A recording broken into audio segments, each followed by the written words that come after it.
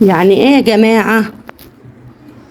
يعني ايه كده؟ بصوا انا مش عارفة بس اصور، انا جايبة دول عشان اعمل الكرنب وهبعت اجيب ب10 جنيه تاني.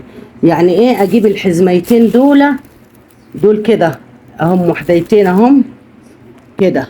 انا مش عارفة اصور دول كده. يعني ايه ابعت اجيب العودين دول ب10 جنيه؟ 2 شبك وواحد كزبرة هرمي نصه اصفر اهو، دول ب10 جنيه. ليه؟ ليه يعني حرام كده؟ هي الخضره كويسه هي ولا ميت؟ طب هي كل حاجه غليت لحد الخضره ما بقت بالطريقه دي ليه كده؟ يعني ده حرام ولا مش حرام؟ حرام عشان اجيب العودين دول ب10 جنيه والبياع فاكر بيبيع، مش عارفه اسمي لكم اقول لكم، ممكن يكون فاكر نفسه بيبيع ايه. والله بعت جايبه ال3 حزم الصغننين دول ب10 جنيه ومش هيعملوا حاجه، وهبعت اجيب ب10 جنيه تاني لاني بقى مضطره.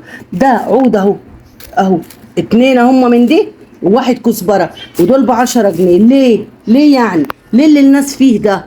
ليه الجشع ده؟ ليه ده مش حرام عليهم؟ اجيب ب10 جنيه خضره وما يدونيش حتى كده ب2 جنيه؟ كان زمان ومش زمان قوي يعني، بس ما وصلتش ان الخضره غليت للدرجات دي كده.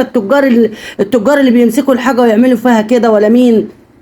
هو التاجر اللي بيعمل كده، هو التاجر اللي بيعمل في كل حاجه كده. حتى التاجر اللي بيبيع شويه حزمه الجرجير والخضره دي صفرة على فكره، هي ارميها اهي. دي اهي، وهتلاقيها يعني 3 في 10 جنيه، تلاقيها واقعه 3 جنيه وحاجه دي، وهرميها اهي. هبعت اجيب ب10 جنيه تاني.